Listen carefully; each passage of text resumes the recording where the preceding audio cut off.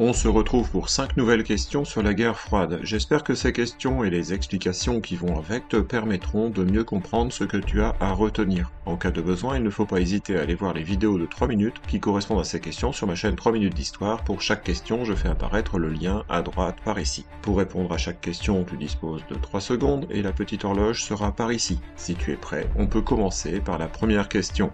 Quels sont les 3 objectifs du plan Marshall ?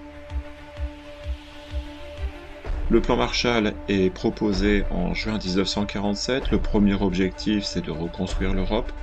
Le deuxième objectif, c'est d'offrir un débouché aux productions américaines. Le troisième objectif, c'est de contribuer à l'endiguement. Quand la crise du blocus de Berlin se finit-elle ?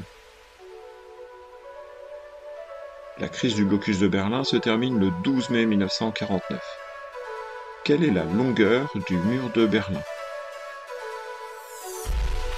Le mur de Berlin mesure 155 km, il fait le tour de Berlin-Ouest.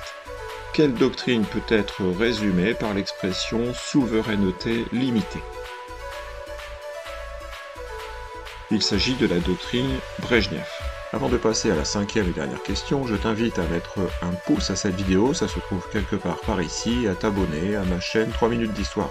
En échange, tu auras droit à toute ma considération, c'est déjà pas si mal en attendant mieux. Si tu veux faire d'autres questionnaires sur la guerre froide, je te donne mes liens TikTok et Instagram dans la description de cette vidéo. Il est temps maintenant de répondre à la 5e question.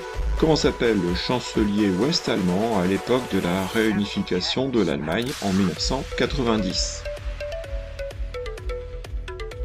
En 1990, le chancelier allemand, c'est Helmut Kohl.